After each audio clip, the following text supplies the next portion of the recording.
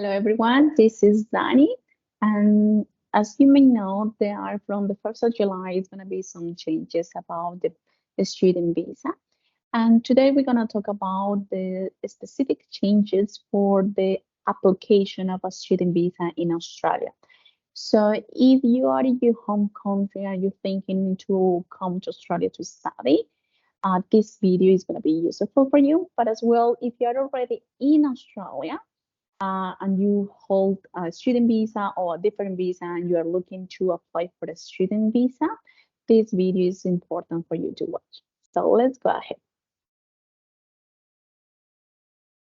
So as we mentioned, is some different changes in the student visa application, but this video is going to be a specific talk about the document checklist tool, which is an online document checklist tool for the students, which is going to advise the students about the documents that they need to provide with their student visa application, and is based on their combined country and education provided evidence level.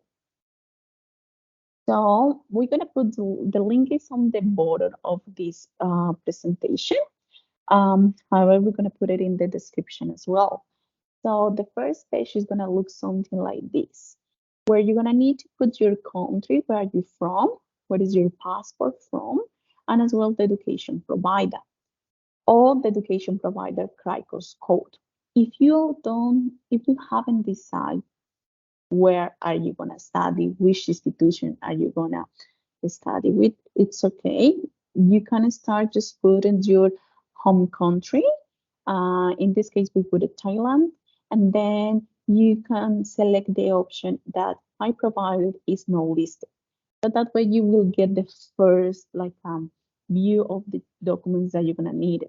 However, it's your responsibility to check once you decide which institution and close to your date of application, check what is currently happening with the documentation checklist.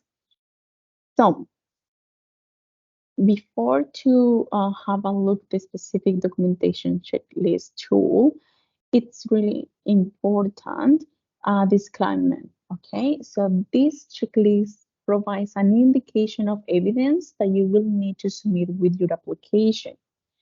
However, they may ask for additional evidence. So it's not just what is showing here. Immigration may ask you for extra evidence or documentation. Also, as I mentioned before, um, it's important once you are submitting your application in immigration account, you will be provided with a list of documents that you should attach as evidence as well. If an evidence of your English capacity and financial capacity are included on the list at this stage, it means that you must attach that documentation before you submit your application. Because if you don't submit it before your application, they may refuse your application. Okay. Also, it's important to know that if you intend to do a package of courses, for example, you're going to do a couple of weeks in English and then you're going to do a vocational course, you must select the education provider offering the principal course, which is the final course. Okay. If you, as I said before, if you haven't decided on your education provider, you can leave the field and just select my provider is not listed. That's why you can have an idea of the first documents that you need to have ready. And in addition to the documents that they are asking here, this is the documents that migration asks. However, your education provider may have their own enrollment requirements. It means they may ask for extra documents. Then, other important thing as a disclaimer for this website is that you need to recheck the document checklist based on the country of your passport and education provided just before you submit your application to be sure you have some of the most current list. okay? Because the document checklist tool is updated twice a year, on the 31st and the 30th of September. So the second part of the documentation tool, it's gonna be like this. We are going to have a look, just an example. In this case, we're gonna put the last one because the first options are more like exclusive cases. So we're gonna give just a general example. So we're gonna choose none on a both, okay? So let's do the exercise. For example, if we choose, let's see, Colombia, and then we don't know the provider yet, okay? And we choose none of the above, none of the above. So they ask for identity, evidence of a entity of study, all this, okay? As you can see here, for Colombian people, without specifying the education provider, they are not asking for the evidence of English or financial capacity. However, those things can change once you select the education provider. So, and even if they don't ask here straight away for that evidence, that doesn't mean that after analyzing your own case, that doesn't mean that they won't ask it in the future.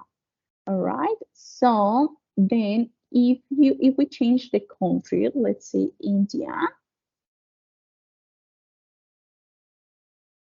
if you change the country without knowing yet your education provider, things gonna change. So in this case, for Indian people, they will ask for a financial capacity and English language ability.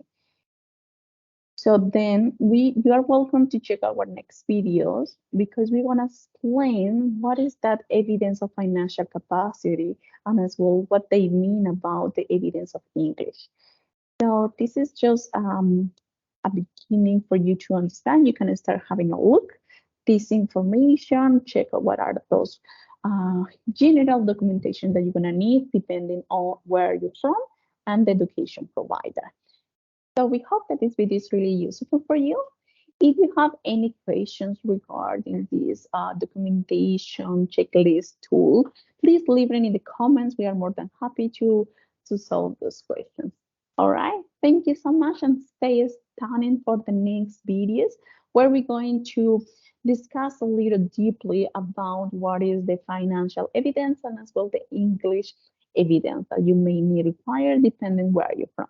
Thank you. See you next time.